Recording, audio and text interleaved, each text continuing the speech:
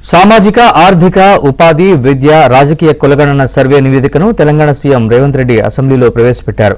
తెలంగాణలో సమగ్ర ఇంటింటి కులగణన సర్వే చేయాలని 2024 ఫిబ్రవరిలో నిర్ణయం తీసుకున్నామన్నారు.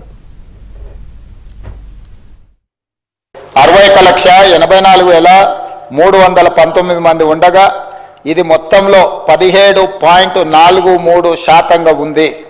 ఎస్టీలో 37,05,929 మంది ఉండగా ఇది మొత్తంలో 10.45% ఉంది అధ్యక్ష. బీసీ ముస్లిం మైనారిటీ మినహా 1,64,09,179 ఉండగా ఇది మొత్తంలో 46.25% ఉంది అధ్యక్ష. ముస్లిం మైనారిటీలో బీసీలు 35,76,588 ఉండగా ఇది మొత్తంలో 10.08% ఉంది అధ్యక్ష.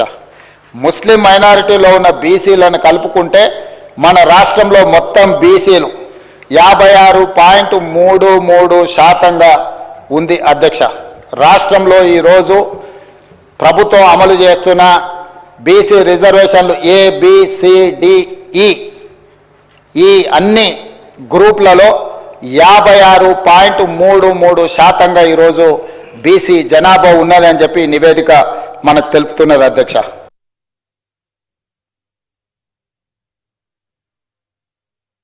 ఓసీలు 8,80,424 ఉండగా ఇది మొత్తంలో 2.48% ఉంది. ముస్లిం మైనారిటీలో మొత్తం 44,57,012 మంది ఉండగా ఈ మొత్తంలో 12.56% మైనారిటీ జనాభా ఉంది అధ్యక్ష. ఓసీలు 47,21,115 ముస్లిం మైనారిటీలు మినహా ఉండగా ఇది మొత్తంలో 13.31% ఉంది అధ్యక్ష. ఓసీలో ఉన్న ముస్లిం మైనారిటీలను కలుపుకుంటే మొత్తం ఓసీలు 56,01,539 మంది ఉండగా ఇది మొత్తంలో 15.79% ఉంది అధ్యక్ష.